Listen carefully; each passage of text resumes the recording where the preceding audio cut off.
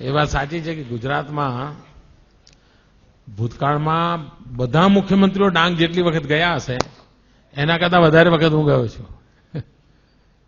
કોઈને પ્રશ્ન પૂછે સ્વાભાવિક છે, જે કામ કરે ને એને સમયનો પ્રશ્ન જ નથી હોતો, જે ન કરે ને એને સમયના પ્રોબ્લેમ હોય છે. તમે જોજો, આ દુનિયાનો નિયમ છે. જે નવરો હોય ને એને તમે કહો કે અત્યારે મારે મળવું છે, આવું તો કે ના હમણાં નહીં, હું જરા પછી વાત કરીએ આપણે. નવરો જ હોય સાહેબ. અને જે કામ કરવું હોય કે એમ કરો ને ભાઈ, તમે જો 9 વાગે આવી જાઓ તો 9 ને 9 ની 5 ની વચ્ચે આપણે એડજસ્ટ કરી લઈશું, બેસી લઈશું, તમે આવી જજો ને. ખરેખર જે કામ કરનારો માણસ હોય છે એને સમયની ક્યારેય ખોટ પડતી નથી.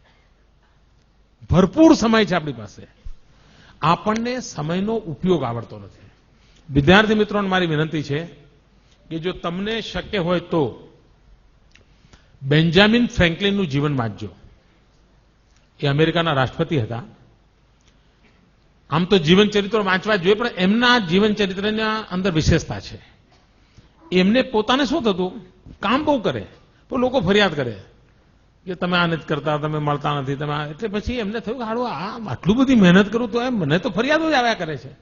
એટલે એમણે અભ્યાસ ચાલુ કર્યો પોતાનો અને એક ડાયરી બનાવી અને એમાં એમણે લખ્યું, ભાઈ કરવા જેવા કામો કેટલા કર્યા, ન કરવા જેવા કામો કેટલા કર્યા, ન કરું તો ચાલે એવા કામ કેટલા કર્યા, કરીએ તો એ ઠીક ને ના કરીએ તો ઠીક એવા કામ કેટલા કર્યા. અને પછી ટીકમાર્ક કરવા માંડ્યા. સોમવારે જેટલા કામ કર્યા બધું ટીકમાર્ક કરે. અઠવાડિયા પછી એમણે જોયું કે કરવા જેવા કામ ઓછામાં ઓછા કર્યા હતા અને ન કરું તો ચાલે એવા બધા જ કર્યા હતા. કારણ આપણને જ ખબર નથી હોતી કે હું આ ન કરું તો ચાલે ભાઈ પછી કરી જવાય તો ને, પણ આપણે નક્કી નથી કરતા, પ્રાયોરિટી નક્કી નથી કરતા. અને આ જો સહેજ આપણે ટેવ પાડી દઈએ કે કરવા જેવા કામોમાં કોઈ કોમ્પ્રોમાઇઝ નહીં, તો તમે જોજો તમારા બધો સમય ઉપજાઉ થઈ જશે, એમાંથી કંઈ ને કંઈ આઉટપુટ મળ્યા કરશે. બીજું, કેટલાક લોકો એમ કહે છે ખૂબ કામ કર્યું એટલે થાક લાગ્યો. આ ખોટી વાત છે. ખૂબ કામ કરો એટલે થાક જ ના લાગે, ખૂબ કામ કરો એટલે સંતોષ થાય.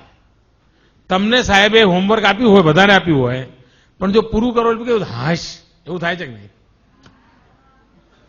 આ સત્ય છે. અને બાકી હોય તો મમ્મી હું દૂધ લેવા નહીં જાઉં, મારું લેસન બાકી છે. મમ્મી હું નાના બહેન નહીં રમાડું, મારું દૂધ બાકી છે. અરે મમ્મી તું રેડિયો બંધ કરને, મારું લેસન બાકી. એવું ચાલે ને ઘરમાં, કારણ કામ બાકી છે.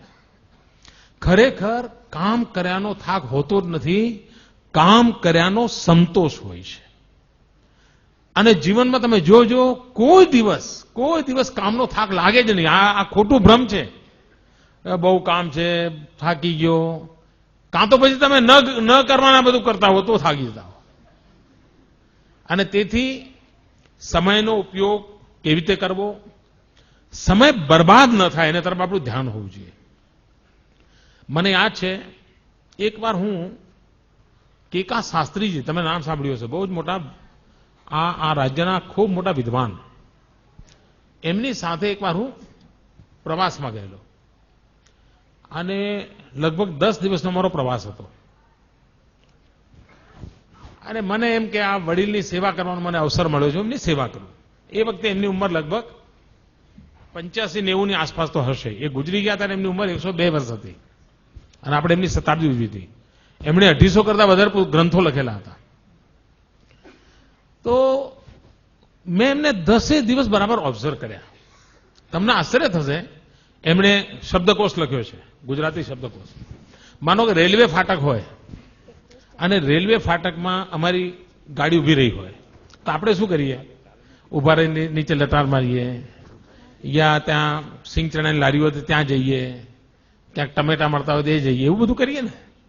મેં જોયું કે જેવી બસ ઉભી રહી નથી કે પોતાના થેલામાં ચોપડો કાઢ્યો નથી, તરત આમ લખવાનું ચાલુ જ કરી દે અને ફરી પાછી ફાટક ખુલે અને બસ ચાલે પછી અમને મૂકી દે.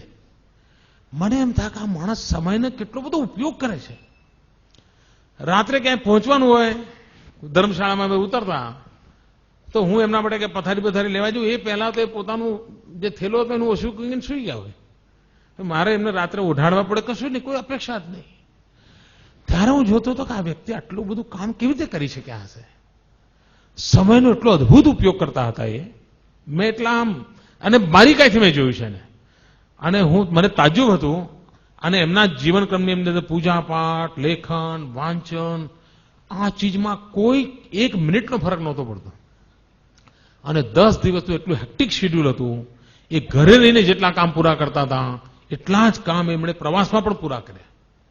એટલે મારા મન પર એની અસર હતી. અને 85-90 વર્ષની ઉંમર.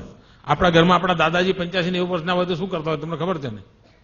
આ 85-90 વર્ષની ઉંમરે અને 103 વર્ષ જીવ્યા હતા. જીવનને કેટલું પરફેક્ટ એમણે રાખ્યું હશે એનો તમે અંદાજ કરી શકો છો. તો સમયનો સદુપયોગ આ મંત્ર લઈને જો ચાલીએ, કરવા જેવા કામોને પૂરા કરવાનો આગ્રહ રાખીએ, કામમાં આનંદનો ભાવ અનુભવીએ તો આપણને ચોક્કસ પરિણામ મળે.